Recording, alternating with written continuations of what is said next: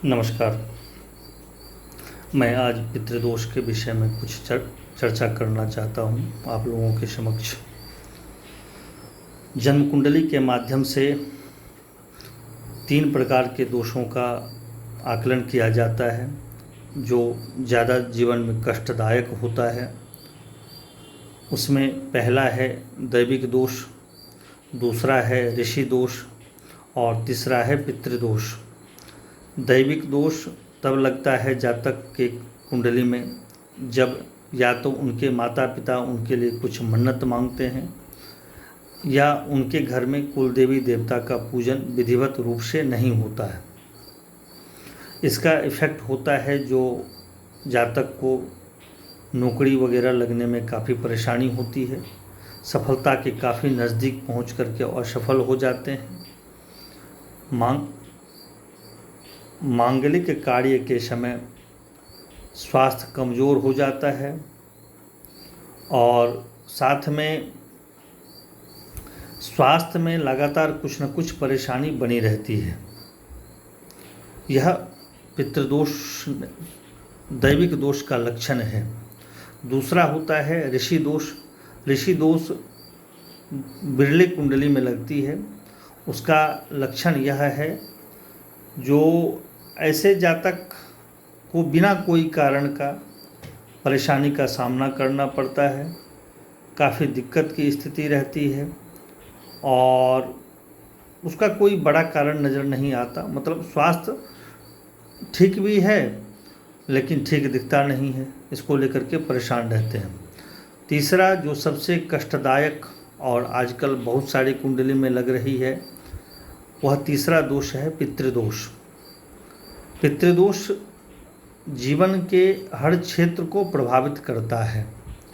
उसमें कुंडली में स्थित 12 घर में जिस भाव का जो घर नेतृत्व करता है उस भाव में जो प्रभावित कर रहा है उससे रिलेटेड जो नेतृत्व करता है तो जातक के जीवन में उस प्रकार का परेशानी लगातार बनी रहती है।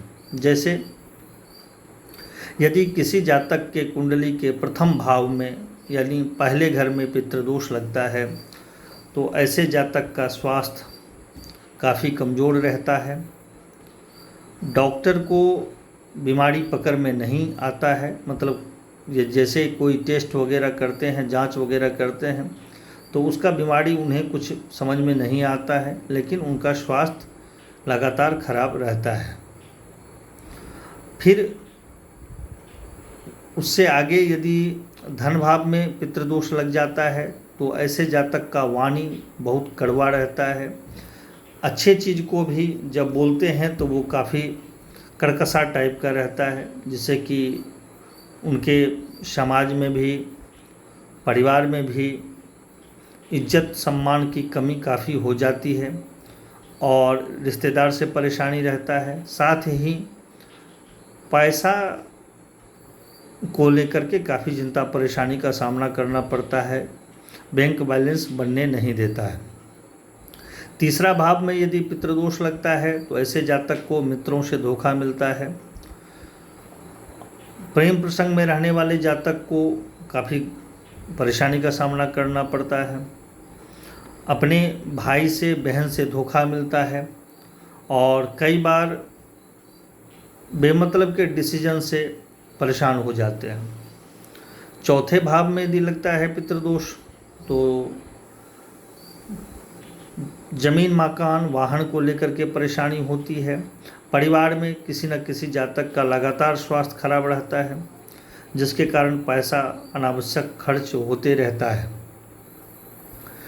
उससे आगे यदि 5वें घर में पितृदोष लगता है तो अध्ययन के समय में पढ़ाई में काफ़ी बाधाएं आती है। बार बार स्वास्थ्य खराब हो जाता है, जिसके कारण कंटिन्यू 5 दिन पढ़ाई नहीं हो पाती है। संतान होने में दिक्कत होता है, आगे के जनरेशन को बढ़ने में रोकता है। छठे भाव में पितृदोष लगने से बेमतलब का कारागार का स्थिति बनता है, जेल चले जाते हैं, शत्रु अधिक बनता है। सातवें घर में पितृदोष लगने से 99% लोगों का तलाक हो जाता है। दाम्पत्य सुख में बाधाएं आती है। लगभग बहुत सारे कुंडली में मैं देखा हूँ जो तलाक हुआ है, बहुत सारे के 99% में। लेकिन ऐसा भी कुंडली देखा हूँ कई जिसमें कि 4-4, 5-5 शादी करने के बावजूद भी जातक का दाम्पत्य जीवन सुखी नहीं चल पा रहा है। चाहे वो लड़की रहे या लड़का रहे, उससे कोई लेना देना नहीं है। लड़की की कुंडली में लगा है तो दाम्पत्य मतलब पति से प्रॉब्लम होगी, और लड़का की कुंडली में लगा है तो पत्नी से प्रॉब्लम, इस टाइप का योग बना देता है।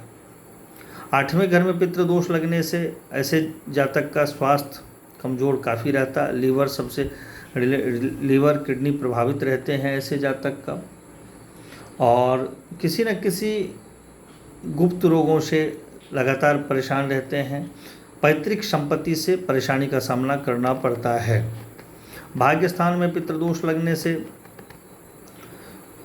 जीवन में एक मकर जाला का स्थिति बना रहता है, मतलब अपॉर्चुनिटी काफ़ी नज़दीक दिखती है, लेकिन उसे प्राप्त करने में कोसों दूर के मेहनत करने होते हैं, तब भी नहीं प्राप्त कर पाते हैं।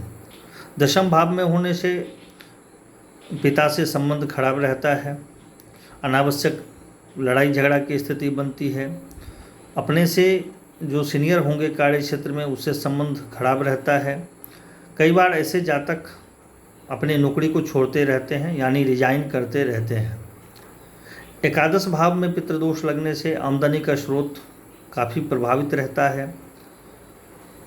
बुजुर्गों से काफ़ी परेशानी होती है। और यदि 12वें घर में पितृदोष लग जाए तो ऐसे जातक का अपने जन्म स्थान से दूर रहना होता है, और वहीं पर उनका जीवन प्रायशः व्यतीत हो जाता है। काफ़ी परेशानी का सामना करना पड़ता है। ये है पितृदोष का एक सिंपल जो एक संक्षेप में बताया हूँ उदाहरण। विशेष जानकारी के लिए कुंडली देखना होता है, क्या प्रॉब्लम है, इसे कैसे ठीक किया जा सकता है। कई ऐसे लोग हैं जिनके कि आगे के जनरेशन यानी पुत्री हुई है, पुत्र का अपेक्षा रख रहे हैं, नहीं हो पा रहा है, तो उस जातक के यदि पंचम भाव को देखा जाए तो वहाँ पर निश्चित तौर पर पितृदोष का छाया है, परेशानी है। इसका बहुत सारा उपाय बताया जाता है। तो अब किस प्रकार का उपाय आपको ठीक कर सकता है, ऐसी जानकारी के लिए आप हमें फ़ोन कर सकते हैं, जानकारी प्राप्त कर सकते हैं। धन्यवाद। हर हर महादेव। जय बाबा विश्वनाथ।